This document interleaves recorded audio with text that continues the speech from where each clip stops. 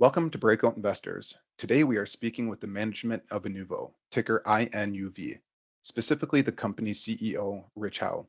Joining me on today's call are Breakout Investors Aaron Warwick and Florian Buschek. This call is being recorded on September 23rd, 2021, and will be distributed via the Breakout Investor channel on YouTube and via our podcasting network. Look for Breakout Investor content wherever you subscribe to podcast. We are on Apple, Spotify, Audible, and most other platforms. Supporting materials for today's discussion will be posted on the Breakout Investors Collaboration app, which is located at app.breakoutinvestors.com. The application and much of the research content is free.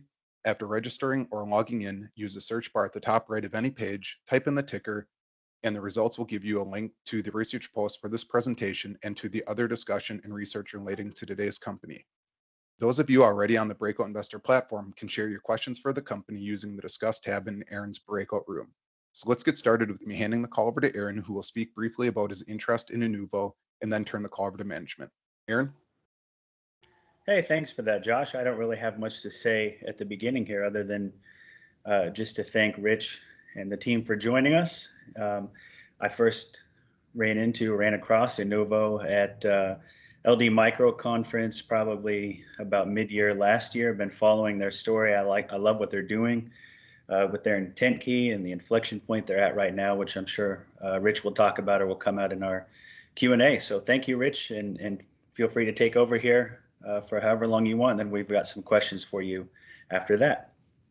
That's great. Thanks, Aaron, and thanks everybody for joining us. We really do have an exciting company here, but it's probably worth that we just say a few words about our past, because it's the past that we have that actually has been the catalyst for the future, which is the cornerstone of our technology, a very future-based technology for an industry that's been around a long time, the advertising industry. But myself, I've been a senior executive in a number of companies and had a number of successes in my life, almost all of them related to big data, analytics, artificial intelligence, with some of the most notable companies, in that area. Companies like Fair Isaac, where we invented the credit score, companies like HNC, where we deployed the first neural net-based fraud detection system for credit cards, and of course, Acxiom, which most people recognize is the company that, for the most part, invented modern day direct-to-consumer advertising, because modern day advertising foundation is based on consumer data, and that's the industry Acxiom invented. And the man who invented that industry is the man by the name of Charles Morgan, who you see on this slide, who was my boss at Acxiom, and is one of our largest shareholders, and is the leader of our lead independent director of our board. So a little bit of credibility for you, just because most of what we've done is upending the current paradigm within advertising for legitimate reasons, which I'll touch on. In a nutshell, we've got the first ever form of artificial intelligence technology being deployed within advertising. We've got strong growth, and that strong growth is continuing, and in fact, if anything, it's accelerating right now. So we feel really good about our prospects for the future. We have headquartered our business in Little Rock, Arkansas, which happened to have been the headquarters for Acxiom. So the relationship there should be clear. But we also have an office in San Jose. In fact, I'm sitting in our office in San Jose today. We don't have any debt. We've got roughly $18 million worth of cash and securities in the bank. So we're well capitalized right now to be able to deal with the growth trajectory we're on. We are public, so if I say anything that's forward-looking, please treat it as such. Here's a sort of snapshot of our revenue by quarter since the second quarter of 2020. So you can see the trajectory here has been, solidly upwards. We do have a business that tends to do better in the second half of the year than it does in the first half of the year, and that's mostly because marketing budgets get deployed mostly towards the second half. I don't know if there's an equitable split there that's been quantified, but it's probably 60, 40, 70, 30 towards the second half of the year for most brands who are spending money leading into Halloween, Thanksgiving, and then Christmas. We haven't reported Q3 yet, but we did provide, some guidance to the street that we'd be up 45 to 55% year over year in the third quarter, and we would expect the fourth quarter to be up similarly. And so things are going well, very well. As it relates to our balance sheet, as I said, we've got plenty of cash, no debt, and our net working capital is more than sufficient to be able to cover the needs of the business. Maybe said a different way, we do not need any additional capital to cover operating cash burn.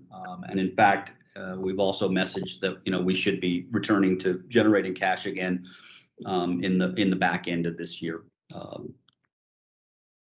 So change is coming, and it's material change, and it's within the advertising industry as a whole. And most people are not aware of the significant change that's going to be created. The first level of this change is just an industry-related change. For the most part, most of the advertising budgets that get deployed through agencies in the world. Not all of them, but a large share of them. And for the better part of 50 years, those agencies have been run and operated on the basis of creativity. The creative assets that form the basis for advertising on television or digitally. Pick your channel. The challenge here is that technology has taken over everything, including the ability to actually develop those creatives. In fact, Apple just released a new phone that pretty much puts a studio in your hands now. When you can do that, obviously the value associated with what used to be creativity, is dropping. Not that it isn't important, because it is. But the cost to do it has gone down, and as a result, the margins and the areas that those agencies focus on is going to tend to be under pressure because the new paradigm is technology. That's what brands and advertisers are looking for: something that's different, something technologically based that provides a competitive edge. The consequence of this is that agencies are probably ill-equipped, since none of them own any technology, to be able to deal with this accelerating change, and that's a good thing for companies like ours that are founded on technology and maybe supplemented by creative aspects as opposed to the alternative. As it relates to the technology itself, there's an equal, if not more important, phenomenon occurring that hits to the foundation of the way modern advertising is done, and so. I said that in the preamble, but modern day advertising is based on consumer data. It always has been. It's about the information that people have about people. And that is where the value comes from in the value chain for advertisers, because if you can't figure out where to put your ad, you're not going to get a good response rate on that ad. The challenge with that model is the new model is privacy driven, not consumer driven.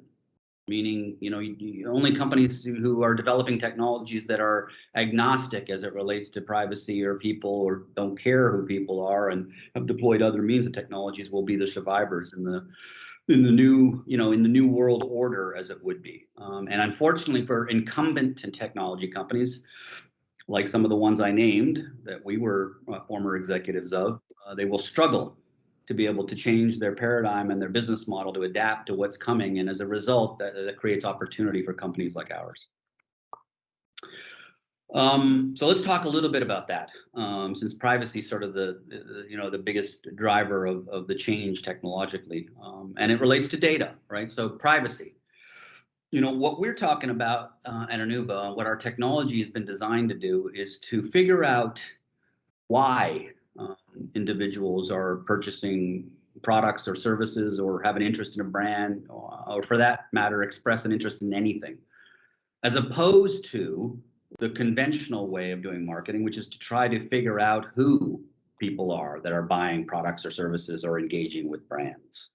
And the manner in which we were able to accomplish this shift was through a rethinking entirely of the way advertising is done. And the good news about having been the company that invented the modern day consumer-based advertising business model is we knew where the weaknesses were, and we knew how to remedy those weaknesses. And it was AI that provided that answer. If you take a look at what's on the screen here in front of you. You see a brand or product in the middle. It's a sleep aid product. It's a real brand it's a real product by a real brand. I won't name who the customer is because we tend to keep our customers' information private, but it's a real product. Obviously, this is a product designed to help people sleep better at night. Modern advertising would try to figure out who it is who purchases this product from the people who have actually purchased it. And it would use a very finite set of information that's available to do that. And you'd end up with, something that looks like the left, an individual who maybe has an interest in sports and travels a lot for business, has a reasonable income, has some technology, interests, college degree, age demographic, family demographics, etc. And then what you try to do is you try to find similar people like this individual, and then that becomes, the audience that you want to prospect. Our technology is the antithesis of that. In fact, it says, I don't care who the person is. What I do care is why is this product being consumed? And it uses a first of a kind technology to do that is not reliant in any way on any third-party data. The model on the left, the existing model, uses hundreds, if not thousands, of different data sources that come from all kinds of places. That's why it's called third-party data. And then, it brings all that information together to try to, find some answer about, who these people are. We do not use any third-party data. The only data that our technology uses is the data of the internet. And the power of this technology can't be understated. So this brand, for example, this particular product, one of the things that our AI determined quite quickly, it wasn't the only thing because there's never any one reason why people buy products or services. There are, segments of them.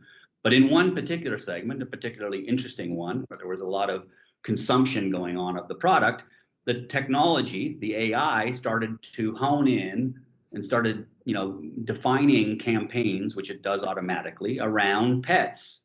But more specifically than pets, it was dogs. And more specifically than dogs, it was short-nosed dogs. And more specifically than short-nosed dogs, it was the reason it's short-nosed dogs is because those dogs have breathing problems. And more specifically, that causes them to snore. More specifically, they actually have an illness that's been documented. I'm making a point here to give you some sense of the power of this artificial intelligence we have produced that has the ability to tell our campaigns things that we humans would never know. So, for example, I myself had never even heard of a brachialic syndrome, which is what these pugs and bulldogs have. I had to look it up. And our AI was already telling us that this was the problem. So what does that mean for the product owner? What it means, the technology figured out the reason why people are buying this product, at least in this particular segment, was because they've got these dogs that are keeping them up at night, and so they need some way to drown them out. This would never have been possible, and is not possible, through any other provider on the planet, because they just don't have the data or the data generation capabilities like we do with this AI. So it's completely transformation in this regard than the current, approach. This slide kind of boils down something pretty complicated to something as simple as it can be. Our brains are very much like gigantic libraries, and the neurons in our brain are, for the most part, the books in a library. And we humans have this ability to draw conclusions, mostly because our brains have the ability to bring together all of these books that we have in our respective libraries as a result of all of the knowledge that we've acquired throughout the years, on our journey through humanity. Imagine for a second that you were able to build an artificial intelligence that is not constrained like the human brain is to whatever knowledge you've been able to acquire, but has the knowledge, the collective knowledge of humanity at your disposal. And will give you a sense of what the intent key is, because in fact, that's exactly what we did when we built the intent key, is we used the internet. And the internet is a repository of all of the information known to man. What the technology was able to do was to link together, much like I said, our brains work, all of the various concepts that form the knowledge of humanity, so that we could we, the AI, could assess the probability of association between things.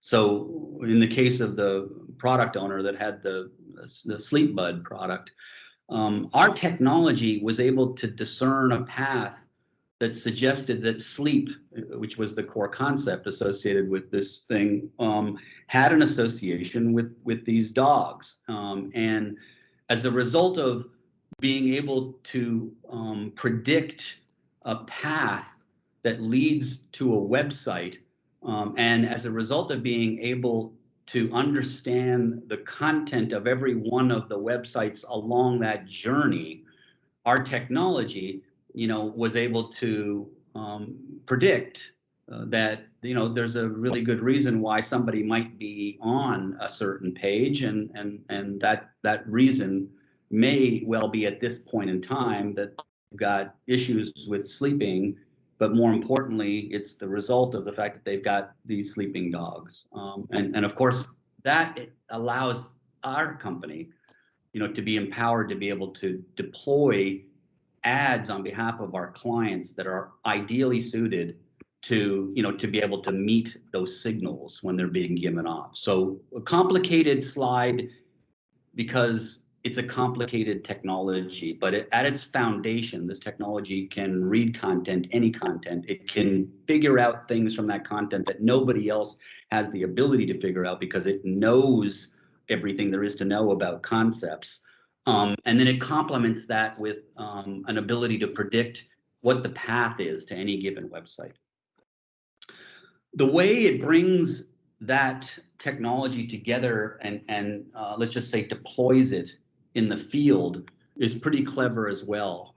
So to be able to bring together two things in advertising, you need to kind of know what is it that you're trying to model to. What is the reaction or action, or in our case, we call them the Y signals that we're trying to model or find more of. And in the case of this product, as is the case with all of our clients, they were trying to sell these sleep buds. So our technology, if you look at the left side of this slide, our technology will sit anonymously on this page, again, reinforcing the notion that we don't consume any third-party data and we don't care who the consumer is that's behind this screen.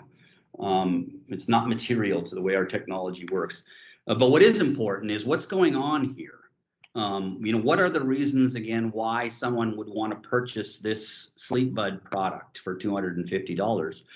This is where our technology begins. It analyzes this page by being able to recognize the paths that are leading to this page that consumers are taking prior to their conversion activity. And it starts to formulate an opinion as to the reasons why they're purchasing this product. Once it has those reasons, which are identified in the middle with that green box that says signal matches, it effectively then just sits, the technology, the AI sits within what are called real bidding exchanges. This is the way modern advertising is traded, much like a stock system, if you will. There's some subtle differences, but it's like a stock-based system where you can bid on inventory for placing media. And of course, those are across, many hundreds of millions of pages across the internet. But it sits there, and take it for granted now that we have access to all of that inventory, which we, for the most part, do. And it just waits, and it waits on, on an event match where the reasons why someone is visiting a particular page matches the reasons why people are actually buying the product. And when it finds one of those matches, it places the ad. And the great news about the way we've designed this technology is it's available in this form with this underlying approach across a number of different marketing channels. That includes display advertising, streaming audio, connected television, video advertising, native advertising, and in fact, we've recently expanded into social search and even old school linear television. It's a very impressive technology, and I will say we have yet to lose head to head against any competitor that we've been put up against when the fight is a fair fight, and I say that purposely because it's easy to cheat. Performance. So this is where the rubber hits the road. At the end of the day, you can have the best technology, but if it doesn't work, it doesn't work. The good news is it does work. On the screen, you see a sampling of some of the companies that we've worked with, the results have just been outstanding. We do announce this on a regular basis so we can keep our shareholders apprised of how we're performing. But in the first half of this year, we exceeded the companies that we work for's goals by over 60%. That means on average, across all of our customer base, we exceeded the goals that they had set for us by 60%. Now, there's two things that are interesting about this. The first one's the obvious one. Clearly, if we can continue to perform at this level, it's a material performance increase over what their expectation were, and that makes the situation quite sticky with the client. And as a result, we should be getting more budget from them simply because the performance is so great. The second is often overlooked, but it's maybe equally important. And this is the way I look at it. More than I look at both ways, but the second way is mostly important to me. Simply because when we get a goal from a client, that goal is almost certainly the best 1, 2, or third performing partner they have. Maybe said a different way, it's our competitors' performance, because that's what you would do if you're a brand and you've got someone new that you're allocating some budget to. You're going to give them your best performer, and you're going to say, beat that, and maybe I'll give you some attention. So when we beat by 60%, we're really beating the market by 60%. And I will tell you, as someone that's been involved with building, now a few multi-billion-dollar businesses, you need that kind of a performance improvement to actually build a successful business that is that big. 10% improvement, 15% improvement, they're good, but it makes it difficult for the people who are making the buying decision to kind of switch, and maybe isn't sufficient. But 60% is not something you can ignore, especially if you're the kind of brands that you see on this list who have, in some cases, billions of dollars of media budget that they're allocating. So these kinds of numbers can make a big difference in terms of their bottom line and the effectiveness of their campaigns and ultimately the growth of their business. So there's a lot of reasons to be excited about our company. We seem to be at an inflection point within advertising that only happens, a few times every 2 or 3 decades. We're right at the apex of those changes, and we've got a technology that we know works, has been proven to work, and not just by a little, but by a lot. It's completely disruptive. Nobody else has it. It's patented, so that nobody can replicate it. And we believe that in the next year or two, there's some 80 to 100 or more $billion a year of media spend that's going to be impacted by the changes coming. Most notably known probably by those of you who are on this call by the things you've read about cookies. The cookie is just a proxy for really an ID that allows third-party data to be exchanged through that cookie. So when that goes away, of course, the foundation of modern advertising goes away with it. And we think we're perfectly timed to steal market share when that occurs. And even if it doesn't occur, we still are beating the best of the best. So we've got a great product. The client performance we spoke about, it's fantastic. It's as good, if not better, than any other company and product I've been associated with. So we know we don't have a product issue. Capital and balance sheet and the rest of our company is strong. We're not struggling day to day right now to pay the bills. We can use our capital wisely and grow the company and steal market share, which is exactly what we want to do. We've designed the technology to be scalable, and it's offered as a managed service and a SaaS. So we've canvassed the market, so we make sure that the technology can be used in whatever form our clients want to use it, and that also will allow us to be in the right position to steal market share. And with that, I will pause and allow for any questions.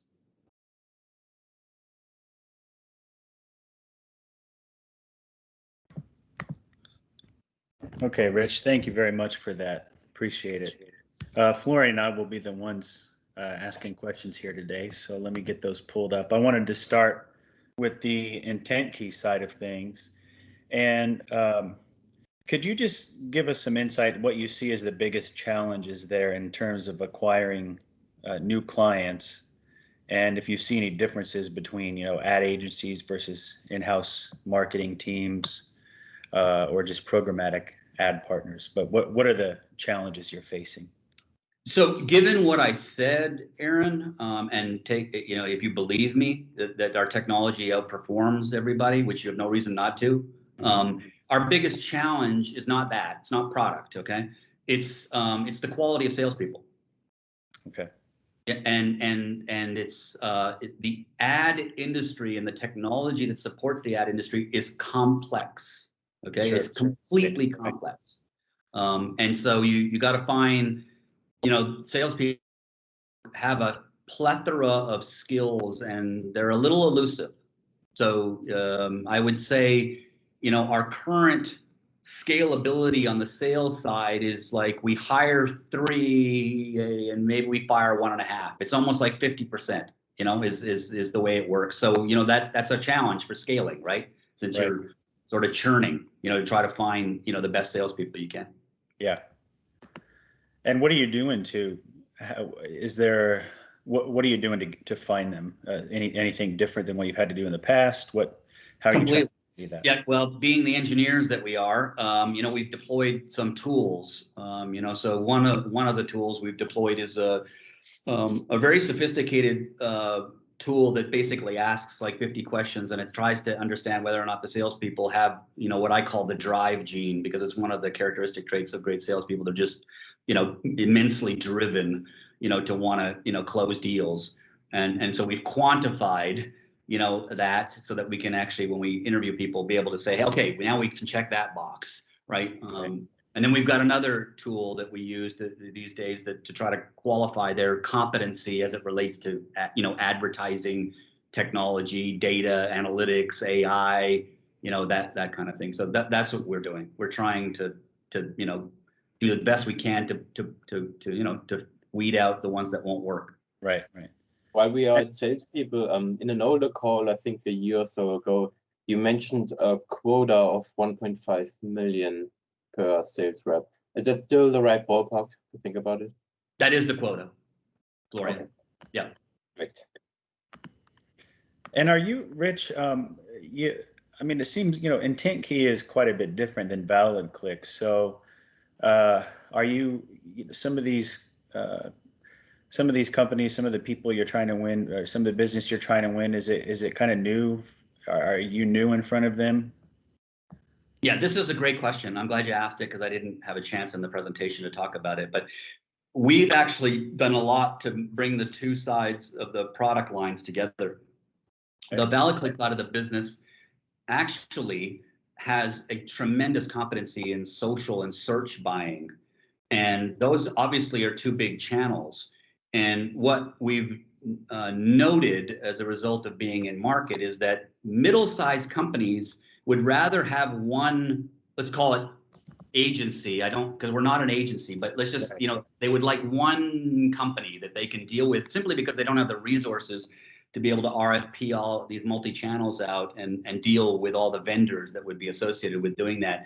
And so recently, in the last 6 months, we have a number of clients who we are actually more like their technical agency of record, if you want to put words on it. And we're, managing social search, linear television, connected television, video, display, everything. Mm-hmm. And I think we're going to see a lot more of that, because especially in the market we're going after, which is the middle market for companies, because these middle-sized companies, they need that. And by middle, I don't mean small, right? I mean, I'm talking $500 million companies. It's just in, in America, that's a small company, right? Yeah. And what do you see, like, in terms of, maybe credibility issues, just because there's so much, I think, probably in ad tech where people probably overpromise and underdeliver, and there are some people out there that claim to use AI, and it's really questionable whether what they're using is AI. So what do you see in terms of that, like trying to prove yourself, I guess? Yeah, completely. Another great question. So I call this the noise. there's a lot of noise in our sales cycles, which, by the way, is not uncommon in a mature industry, and advertising is mature, right? Right. So look, our objective is pretty simple in most of our sales, because we know we're going to encounter these objections and this noise, because there's been 10 other companies in there probably telling people they have the same thing, even though they don't. Mhm. So we try to get ourselves as quickly as we can to a test, because we know we're going to win. So, Right. we manage the sales process in the early part more to a test.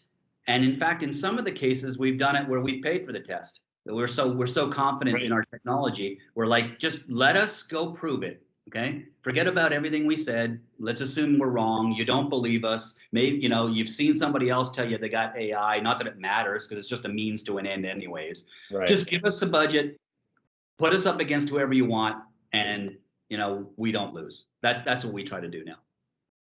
And then it wins, and they see the value, and they're like, oh, great, we'll give you some more budget. Right? And was that you, Florian? Go ahead. No, I just had to smile. Okay. So is there any consistent company you find yourself up against, or certain competitors you find yourself up against, or is it really just kind of vary based on the client? There's a few notable ones, but I'm never comfortable calling out competitors. Sure. Especially not when it's public like this. I don't think it's fair. I don't know the company. Fine. I know my company, right? Right. And what are so you mentioned, when the tests are fair, that you beat them every time. What are some of the things that companies do that you feel where it's not fair? What do they do to sort of? It's it's widely known, or it maybe not so much known by some, but attribution is one of the problems. Who actually produced the result, which is, in the case of our, headphone example, might have been, who actually produced that close, because you're using so many different providers. You got to try to figure out who you're going to give the credit to, and there's some science to that, but some of it's done poorly, let's just say, and not accurately. And you can jerry rig it to some degree. Sure. And then the other thing that gets done is, it's just sometimes it's size. It's like, when we have a hard time when we go up against a competitor where the competitor is given 10 times the budget we are, and we have, so it's like 1 to 10. It's like David and Goliath. It's like you're just never spending enough money to be able to go, prove out the model. So the size of the budget. So that's why when we go into a competitive situation, we try to say, let's do something against your main competitor that we haven't done, and let's give us each the same thing, a certain amount of money each. Do like you would a scientist. Let's design this like a science project. Right. Okay. And then we'll see the outcome. I've kind of heard is there tend to be a bias sometimes. I mean, if a company, like a lot of this business is relationship. And so, I mean, I guess, what do you have to say to that? Completely. Completely. So that's part of the sales process associated with this business model. It's been a very, relationship driven model. And so, there are companies out there who might optimize towards the relationship above performance. And I think that does exist, in many, many places. Sure. Now, here's the thing about that. That's why I go back to the original thing. When your performance is way better, it's hard to ignore, right? That's why, in fact, that's many reasons why it has to be like that for you to kind of make a dent in an industry. Sure. Otherwise, they'll just like, I'm just going to give it to Bob. I've been working with Bob. Bob does a good job. I'll give it to Bob again. Right. And maybe you can talk here. It might be a good point to talk about it is, how you use the customer's data. I mean, because if I understand correctly, it's probably like the data that you get is less sensitive because you don't know who those customers are. So it's not like, what I'm getting at is you can't go have that information and then share it with one of their competitors because you don't know who they are. You just know. Completely. And that's the biggest paradigm shift. It's like everybody else does what you're describing, Aaron. They'll use third-party data to identify who people are. Okay. Now, whether it's, there's a certain anonymity to all of our competitors' technology, but there are technical mechanisms by which you can backtrack and find who people are. And sort of technically, it sort of works that way because the data is available and it has to be onboarded somehow for you to be able to figure out who people are, right? We don't do any of that, right? There is no data in our modeling, in our AI, other than the information that's available on websites. That's it, right? And we don't use any other data. We don't identify consumers. We can't identify who consumers are. We can't do it simply because we don't do this linking to third-party data. So there's nothing to link it to, right? So we never know. And so that's the, one of the beauties of our technology, at least as it relates to where the future is going, is it's probably the most privacy-centric technology, that I am personally aware of. On the execution side of things, once you win a client, how long do you need before you're actually able to collect data from their website? The short answer is it's days in most cases. In clients who are launching something new that doesn't have a lot of evidence of whatever metric they're trying to optimize to, so just think you launch a product like that one I showed you, right? That was they've never done that before. So, you don't have a lot of people buying it yet because it's not widely known. Right. So, so in cases like that, maybe it can take a little longer, but it's never really, any more than like a month, at most. And it's almost always a couple of days. And in fact, quite honestly, the brand in question has such a great brand that there was immediately enough of an audience purchasing that product anyways, right? So within, a week or so of its launch, that it's kind of like, away we go. The AI learns very, very quickly. Maybe said a different way, the reasons why things are happening become clear very quickly. Okay. And are you able to leverage the data that the company's already collected from their previous web analytics packages? No, we don't take any data from like the company in question. None of their data ever enters into it ever. Okay. And anything our AI develops for a client is we can't port it to another client. It's part of the way the AI science works. It almost creates a mini form of artificial intelligence specifically for that client. It can't port. It doesn't port. So it starts a new one up for every single client, effectively, is what it does. Right. So there's no cross sharing of information either, between our clients. We don't need. In terms of then, once you're into a client with a client, you've won them, you're executing on things. I want to talk a little bit about the human resource side in terms of like a campaign manager. How many campaigns are they able to normally handle at one time, or how many clients are they able to handle at one time? I think we're still early in this thing, with the size of our company to be able to quantify it, adequately. I think we're learning. But you can look at the revenue for our company, at 45 to 55%, which is our Q3 projection, we'd be around 15 million or something for Q3. We've got 5 people on our campaign team internally. Okay. Florian, you have some questions? Here's the other thing, maybe Aaron, maybe the more important thing is the AI also is making the decisions related to what campaigns should be run. And as a result, it's less manual than the traditional way of doing things. Okay, so the traditional way is you find your who-based audiences, you find matches for them, you run a campaign, and then you say, oh, it's not working that well, I'll start trimming it. Okay, and then you're constantly sort of trimming things to try to figure out how to get to an optimization, right? You're doing that manually for the most part. Not entirely, there's analytics for that, but mostly it's manual. Ours is different. Ours decides automatically which websites should these ads be shown on at any time, at any moment in time. And the only choice our campaign people make is what return does our client want?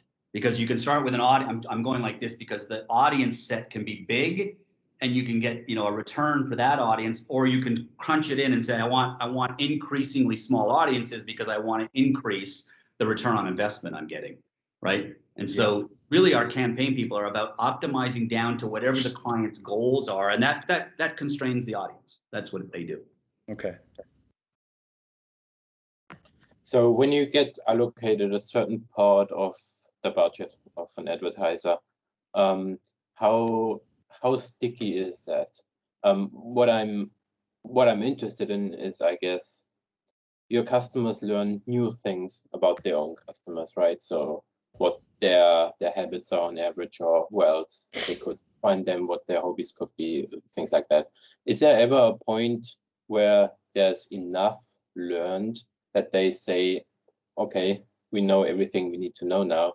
Why do we need Inuvo now again? Is there ever such a point, or how do you make sure that there's this continual improvement, I guess?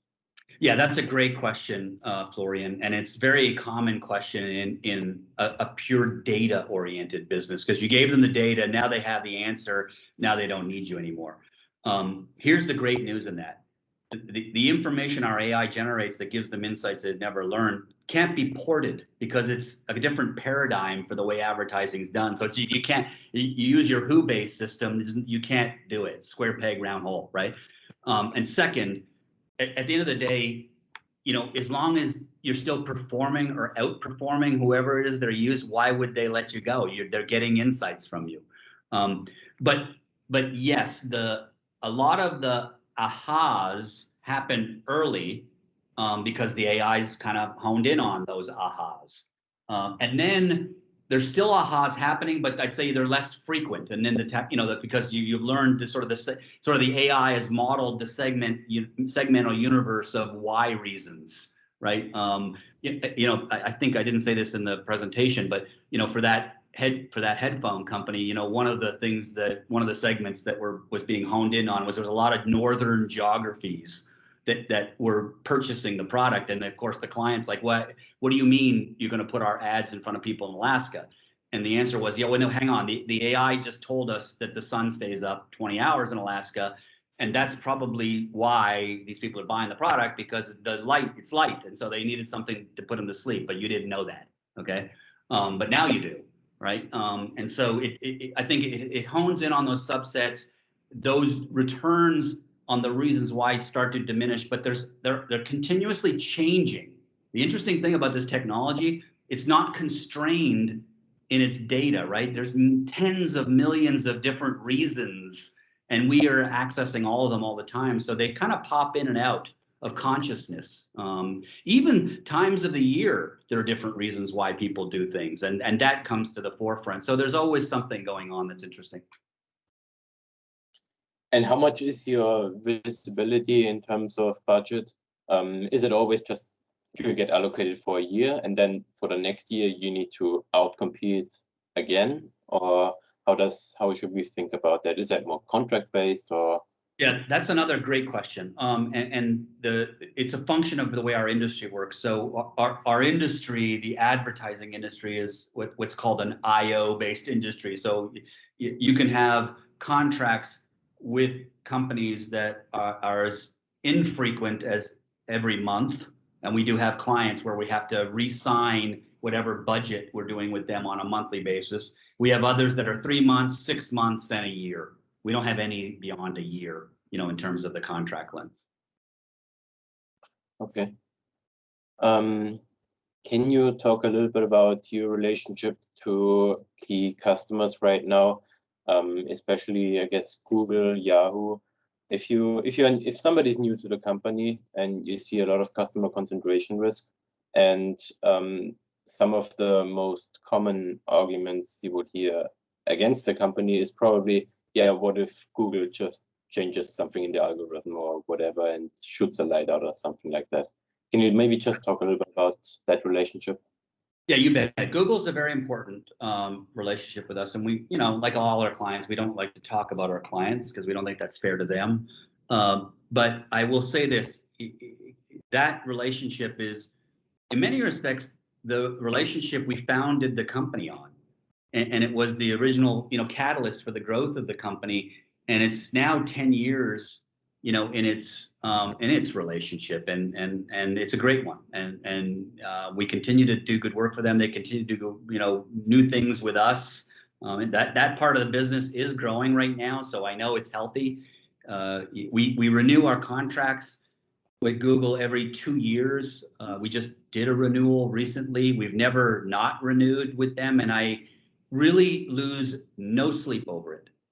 As it relates to concentration, it's getting smaller and smaller as a piece of our overall revenue. So the concentration risk actually is going down, not up, as our company grows. And so I'm not concerned about it, Florian, and haven't been for all those reasons. Very nice. Is Google in any way related to IntentKey, or is that only restricted to ValidClick? Well, as I said earlier, the strategy with the business these days is morphing quite quickly towards a amalgamation of the two businesses, because of the way the business is focused on the channels that are now, we're kind of offering a basket of services. So you're going to see more of that in the future than you will maybe of the classical way the ValidClick product line was developed, which is on the back of providing additional ad inventory for Google clients, or Yahoo clients. So I guess you haven't said the word, but if I would say there are synergies, would that be accurate? Correct. Yes. In fact, the AI is now integrated into the social channels, which is happening on the ValidClick side. We're using the insights that the IntentKey AI develops to do better buying of search keywords within Google for clients. There's synergies here, right? That we're accelerating now as the business is growing and as we're getting clients where we have to serve multi-channel, and that's forcing us together faster, which is great. It's what I wanted to do. Can you talk a little bit then about the traffic acquisition costs, because that's a big part of your operating expenses, and people have a lot of questions about that, but just maybe if you could touch on that and then talk about how that's going to be impacted by this amalgamation of the two businesses. I don't know that it's going to go down. In fact, if anything, it'll go up, because we'll be doing, and we are actually doing a considerable amount of buying now on behalf of direct clients other than Google, right, or Yahoo. So we, think we have some clients that we're actually doing search and social, campaigns for. So I don't think that TAC line will go down. If anything, it'll probably continue to go up, because the Google relationship is expanding right now. That's a good thing. And when we're adding more clients, which is a good thing. Right. But from an economic perspective, maybe from a financial perspective, which is probably the question you're asking, Aaron, we report those costs as a marketing expense, which occurs below the line, as we've been instructed to do, with our financials. But it kind of, you can look at it like it's a cost of goods. Right. And we do look at it that way internally. Like when I'm looking at the business, I tend to look at it that way so that I can figure out what sort of the net margin is, right, on that business. So I would instruct the people who might be interested in buying our stock to look at it that way if they want to evaluate us. Yeah. But recognize we're not doing that for any reason other than we've been instructed to do it that way. Yeah. Okay. And what are so you said that they're not going to go down, and I certainly wouldn't expect them to go down. But in terms of the percentage, then, especially when you're looking at it in terms of like the gross margin, will, as a percentage of that additional ValidClick revenue, will it remain roughly the same? You mean the gross margin on the business, or you mean the tax spend relative to revenue? Relative to ValidClick revenue. Yeah, I think there's some correlation between those two, but the margin in that business can expand, so it won't be 1-to-1 correlation. Yeah. Okay.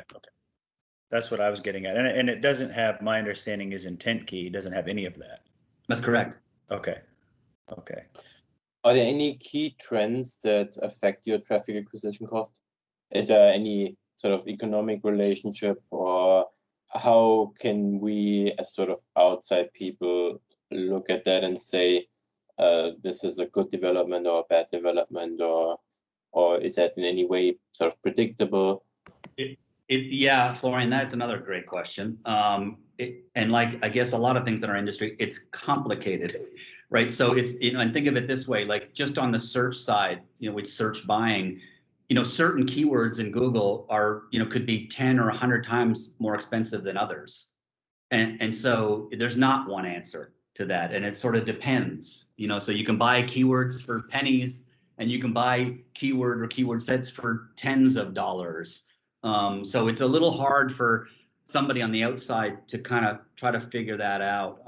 I think we do on occasion provide some average metrics as it relates to that, which is probably the only thing shareholders could probably assimilate in terms of understanding, because the rest of it's too complicated. And then there's the channels.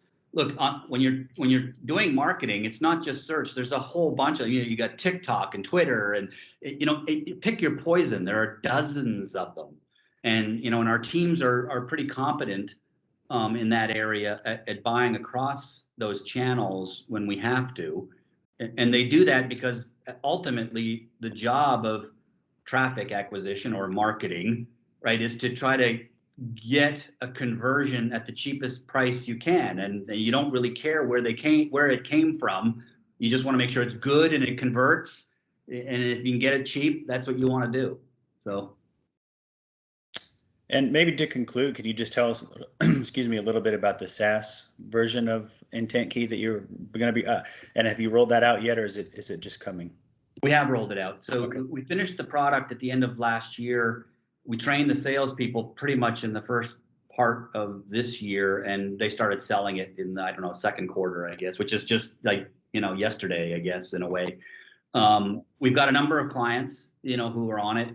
It was designed to effectively empower that change I talked about in the presentation, which is agencies need differentiation on technology. And so if we can empower that agency and plug our product into whatever technology they're using and give them the power of the AI, then fine, we'll do that. By the way, it's a higher margin product for us too, because we don't have to run any campaigns. We don't have to have any support. We basically just, let them use it. So it's still early.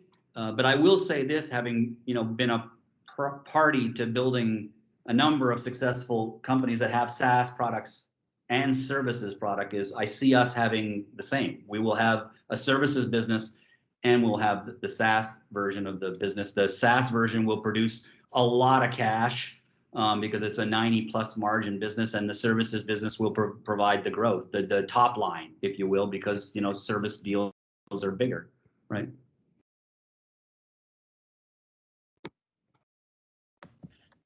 I have two more. One, you have a lot of cash available right now. Can you talk a little bit about your plans, what to do with that? Acquisition related, what are you looking for? What are your completely? Yes. Yeah, so we've stated that we'd probably, like to be doing an acquisition. But they're like everything, we don't want to just buy anything. Because that's not using our shareholders' money wisely. We could, there's no shortage of deals coming across my table, but we have a unique situation, right, Florian? It's like we've got a technology nobody else possesses that's aligned with the future. If we go and buy a technology company, we're paying a premium for technology we're just going to replace anyways. Why would we do that? That makes no sense. So it's forced us to focus more on acquisitions where there's a good client base that we could acquire and port quickly over to our own technology and take out the technology issue. And unfortunately, that's harder to do than you'd think, because now you're forced to have to go buy an agency, or an agency-like company. So we've kind of honed ourselves in on either buying an agency or buying a consultancy, a marketing and advertising consultancy, who get, and same objective. They get us into the direct client relationship, which is what we're striving to do. We haven't bought one yet, otherwise we would have announced it by now.